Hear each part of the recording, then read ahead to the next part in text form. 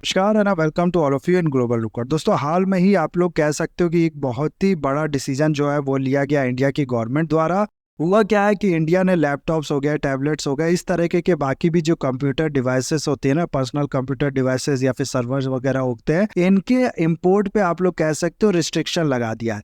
बहुत जगह ऐसा बताया जा रहा है कि बैन लगा दिया गया है, इसका इंपोर्ट जो है वो कम्प्लीटली बैन कर दिया है गवर्नमेंट ने, जबकि ऐसा कुछ भी नहीं किया गया, केवल रिस्ट्रिक्शन जो है वो लगाया गया है। कहने का मतलब यहाँ पर यह है कि इंडियन गवर्नमेंट ने ये कहा है कि अगर आपको ये सब चीज़ें इंपोर्ट करनी है तो आपको पहले लाइसेंस लेना पड़ेगा हमसे, हम ये लाइसेंस देंगे तभी आप ये इंपोर्ट कर पाओगे। अगर लाइसेंस नहीं मिलेगा तो आप ये इंपोर्ट नहीं कर पाओगे। अभी तक जो होता था वो ये कि कम फ्रीली ये इंपोर्ट एक्सपोर्ट जो है वो होता था, इंपोर्ट ही कह लो आप लोग, एक्सपोर्ट तो अभी बहुत ज़्यादा नहीं होता है इंडिया से। फ्रीली ये इंपोर्ट होता था, जो भी ये इंपोर्ट करना चाहती थी सिंपली ये इंपोर्ट कर लेती थी बिना किसी गवर्नमेंट के परमिशन के। लेकिन इस चीज़ में आप जैसा कि हम लोग ने देखा है, रिस्ट्रिक्शन लगा दिया गया, लाइसेंसिंग सिस्टम ले आया गया है और ये सब किया गया है विदाउट अ डाउट, आप लोग समझ सकते हो, इंडिया की जो अपनी प्रोडक्शन है इस लाइन में उसको बढ़ाने के लिए। लैपटॉप, टैबलेट और इस तरीके के पर्सनल कंप्यूटर और बाकी भी इलेक्ट्रॉनिक्स चीज़ों को अगर आप लोग देखो ना, तो इसमें इंडिया का जो टोटल इंपोर्ट है सिर्फ 3 महीने, अप्रैल मई जून, यहाँ पर सिर्फ 3 महीने की मैं बात कर रहा हूँ इसी साल की, इसमें अगर आप लोग देखो तो 19.7 बिलियन का जो इंपोर्ट है, बिलियन यूएस डॉलर का जो इंपोर्ट है वो इंडिया ने किया है इस तरीके के इलेक्ट्रॉनिक्स डिवाइस का।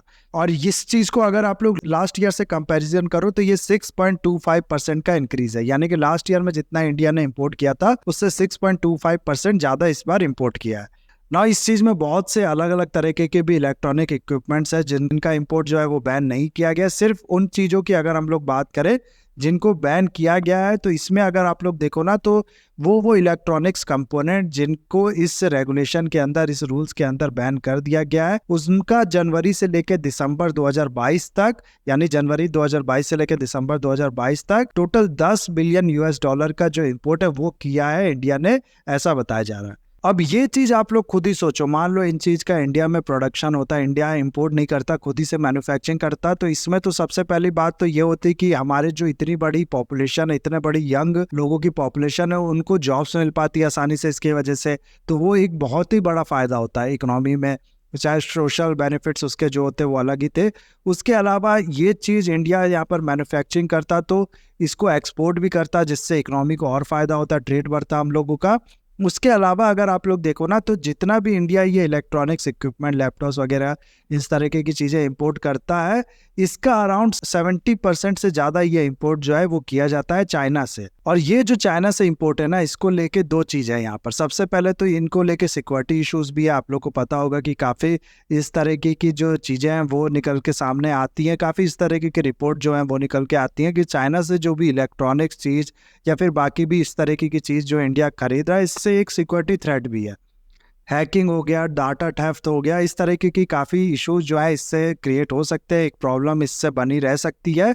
और ये चीज़ अगर आप लोग छोड़ भी दो ना, तो आप लोग को पता होगा कि इंडिया और चाइना के जो बॉर्डर इश्यूज हैं वो 2020 से जो क्लैशेस हुआ था यहाँ पर लद्दाख वाले एरिया में, आज तक ये रिसॉल्व नहीं हुआ है।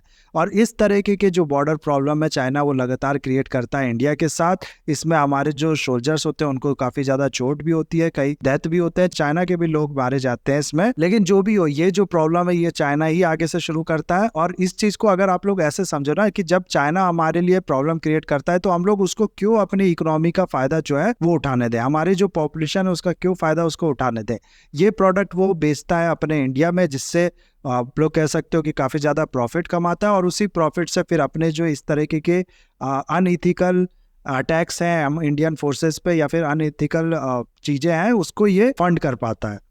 इसीलिए किसी एनिमी कंट्रीज को अपने यहाँ आप लोग कह सकते हो कि जो फायदा है अपनी इकोनॉमी का, अपने पॉपुलेशन का, अपने डिमांड का, वो नहीं उठाने देना चाहिए। और वही इंडिया करता भी है। 2020 के बाद से ही आप लोग को पता होगा कि लगातार चाइना के जो प्रोडक्ट है, चाइना की जो कंपनीज है या चाइना के आप लोग जो भी इन्वेस्टमेंट्स वगैरह है कह सकते हो, उस पर लगातार हिट करने लगा है इंडिया। और इस चीज को देखते हुए भी ये डिसीजन जो है ये लिया होगा, इसको कह सकते हो आप लोग। उसके अलावा सिर्फ यही नहीं, अगर आप लोग देखो ना तो इंडिया में ऑलरेडी जो कस्टम ड्यूटीज है इलेक्ट्रॉनिक्स इक्विपमेंट्स को लेके उसको पहले से ही बढ़ाया जा चुका था, ताकि धीरे धीरे ये जो फ्लो है आप लोग कह सकते हो जो इंपोर्ट है उसको किसी भी तरीके से रिस्ट्रिक्ट किया जाए और इंडिया में जो प्रोडक्शन है वो बढ़ाया जाए। और अब फाइनली इसको जैसा कि हम लोग ने देखा कि लाइसेंस के अंदर ही ले आया गया। और इसके अलावा अगर आप लोग देखो ना तो इंडिया की जो गवर्नमेंट है उसने काफ़ी ज़्यादा इंसेंटिव जो है वो भी देने की बात की है। 2021 में एक पीएलआई स्कीम इंडिया की गवर्नमेंट जो है वो लेके आई थी इलेक्ट्रॉनिक मैन्युफैक्चरिंग के लिए। और उसके अलावा अगर आप लोग देखो तो बहुत हाल में $2 बिलियन का जो स्कीम है वो इंडिया और लेके आई है कि इलेक्ट्रॉनिक्स जो आईटी हार्डवेयर्स होते हैं ना, यानी कि जो मोबाइल्स होते हैं उस मोबाइल के अंदर लगने वाले जो हार्डवेयर्स होते हैं छोटे छोटे, या फिर लैपटॉप के अंदर लगने वाले जो हार्डवेयर्स होते हैं, उसको जो मैन्युफैक्चरिंग करेगा उसको इंडिया की जो गवर्नमेंट है वो इंसेंटिव देगी इस $2 बिलियन में से। और सिर्फ यही नहीं, पहला जो PLI 1 स्कीम था उसमें अगर आप लोग देखो तो 2% का इंसेंटिव था। यानी कि जितना भी इंक्रीमेंटल सेल करेगी कोई कंपनीज, मान लो एक साल में उसने $100 का सेल किया, अगले साल में वो 200 का सेल करती है, तो जो डिफरेंस है इसका 200 माइनस 100 यानी कि $100 पे जो 2% का इंसेंटिव है, 2% की जो सब्सिडी है वो इंडिया देती थी पहले। अब ये 2% को आप लोग कह सकते हो बढ़ा के 5% कर दिया गया है, यानी कि अब 5% का ये इंसेंटिव देगी, $100 पे ₹5 देगी। तो इस तरीके के डिसीजन जो है ये और भी लिए गए हैं इस लाइन में इस चीज को प्रमोट करने के लिए।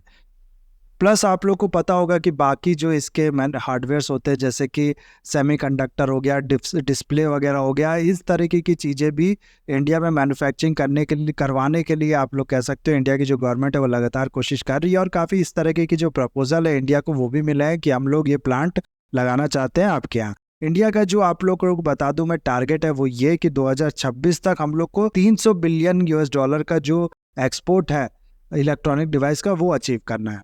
तो उसके लिए हमारे पास जो इस तरीके की मैन्युफैक्चरिंग है उसको बढ़ना, बहुत तेज़ी से बढ़ना बहुत ज़्यादा ज़रूरी है। लेकिन ये जो डिसीजन है ना, इसको अगर आप लोग देखो तो काफ़ी ज़्यादा क्रिटिसाइज भी किया जा रहा है। कहा यह जा रहा है कि अचानक से इस तरीके का रिस्ट्रिक्शन लगा देने से बहुत ज़्यादा सप्लाई शॉक लगेगा और HP हो गई, डेल हो गई, इस तरीके की बाकी कंपनीज हो गई जिनका इंडिया में बहुत ज़्यादा ऑपरेशन था, इनके लैपटॉप्स में या ओवरऑल भी लैपटॉप्स अगर आप लोग देखो तो उनके जो प्राइस है उसमें बहुत ज़्यादा बढ़ोतरी हम लोग को देखने को मिलेगी। सिर्फ लैपटॉप ही नहीं, टैबलेट्स हो गए या फिर बाकी भी इलेक्ट्रॉनिक्स जो इक्विपमेंट्स हो गए उसके प्राइस में बढ़ोतरी हम लोग को देखने को मिलेगी। इस समय इंडिया के कुछ मैन्युफैक्चर जो है, इंडिया में वैसे तो बहुत ज़्यादा लैपटॉप्स नहीं बनते हैं, मैं पहले ही आप लोग को बता दे रहा हूँ, लेकिन कुछ जो मैन्युफैक्चरर्स है जो लैपटॉप्स बनाते हैं उनके नाम यहाँ पर आप लोग देख सकते हो।